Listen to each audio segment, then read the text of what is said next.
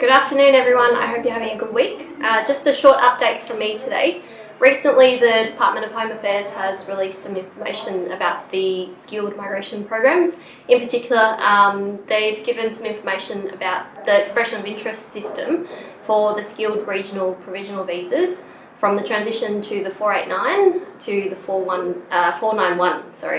So if you have already submitted an expression of interest for the 489, the last day for the states to actually approve your state nomination for the 489 is the 10th of September 2019, and then after that you will have up until the 15th of November 2019 to lodge your visa application.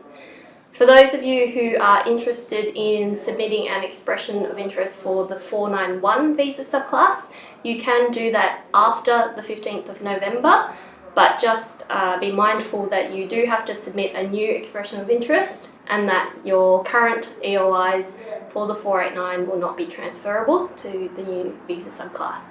So if you have any questions, please feel free to email or call us at AGS.